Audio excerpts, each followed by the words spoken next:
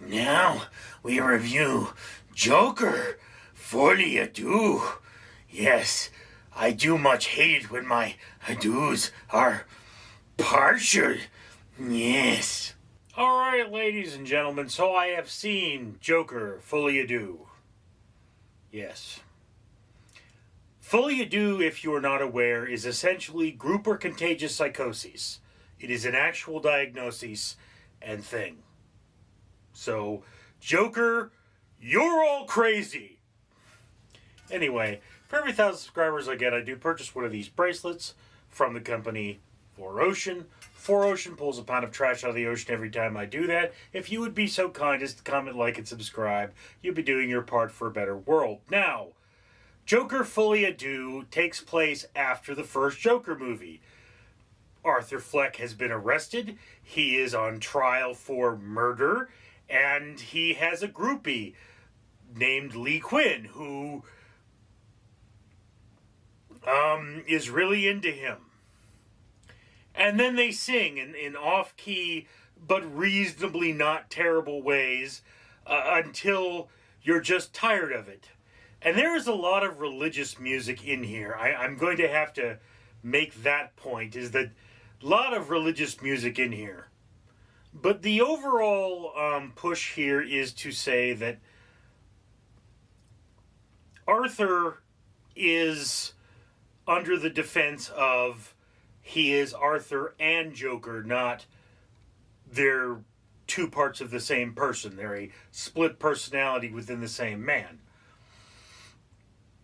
This is a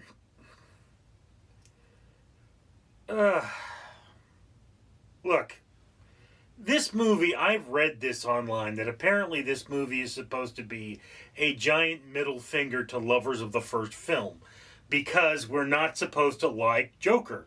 We're not supposed to like him as a person. He's the bad guy. And I mean, yeah, Joker is supposed to be a tragic and upsetting story about how the system destroyed a human being. It's an unreliable narrative where we don't really know what happened. So anything that happened in the first film can be thrown out in the second film. And if they make a third film, anything in the third film can be thrown out, or anything in the second film can be thrown out in the third film. But one of the things you need to understand about this film, this is not a Joker you recognize. This is not a comic accurate Joker. This is its own thing, and it being its own thing, you know, yeah, it was kind of a tedious, long film with music you've heard already and not a lot of originality to that. And I don't know, there were points where it kind of felt to me like they were just making this film to make this film. I think Lady Gaga's casting as Lee Quinn was actually pretty accurate. I mean, they've changed the origin story of Harley quite a bit, but you know, never in this entire thing did they make the Shakespeare reference that defines Harlequin, okay? Harley Quinn,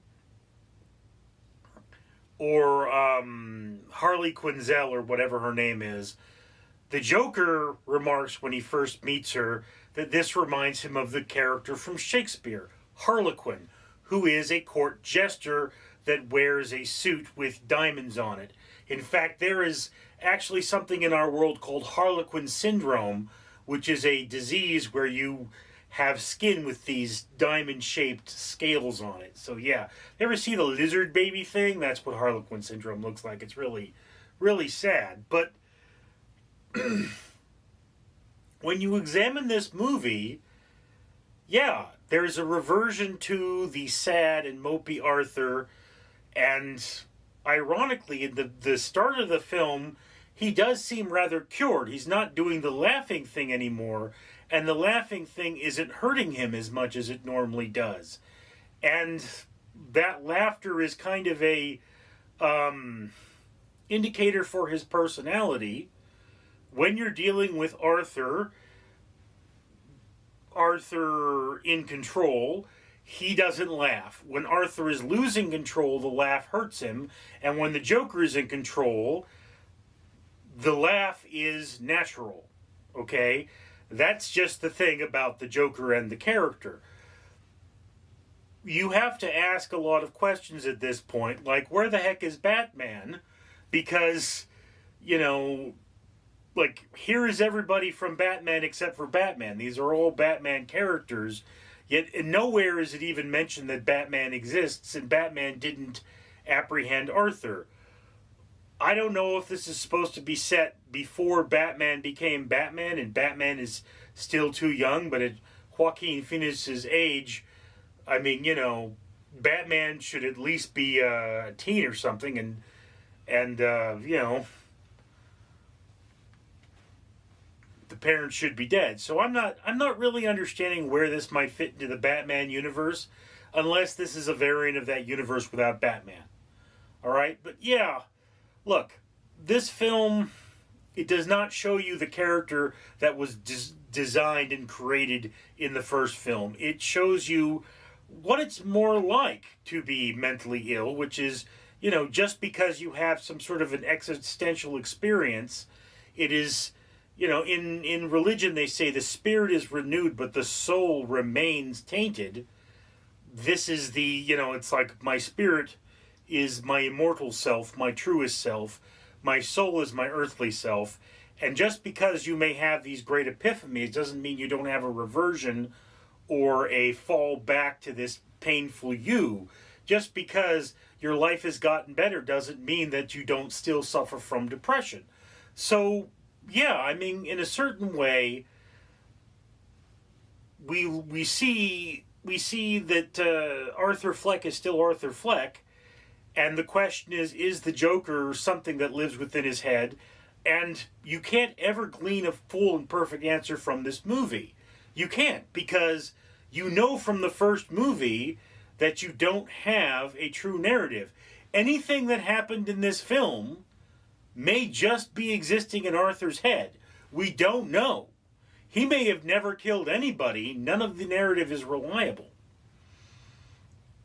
So where does that leave us in terms of this film? Well, the film accomplishes what it's attempting to accomplish, which is to aggravate the people who love the first film so much, or so I gather. This film is an art piece, okay? And as an art piece film, I can't really recommend it be changed in any way, because it is exactly what the artists, directors, and writers want it to be, which is this aggravation. We should be aggravated. I mean, you know, personally, I wanted the film to end before it did. I thought the 2-hour plus runtime was a little long, but yeah, you know, I'm pretty sure they wanted me to feel that way. They wanted me to kind of get tired of this. I don't know if there's going to be a third film in this franchise. I think this is one of those films that is going to be appreciated more with time. But I mean, once again, when you watch this film, you should remember from the first film that just because something happens doesn't mean it's real. That's a big part of this. Anyway, so like I say, I mean, anybody who's on the fence is already going to be watching this film. So there's little thing there. But this is an art film. It is exactly what it is supposed to be. It is not supposed to be anything else. And if you're in the mood for that, certainly go for it. I am going to say that this is not enhanced by the theater experience, because there's nothing particularly theater necessary about it.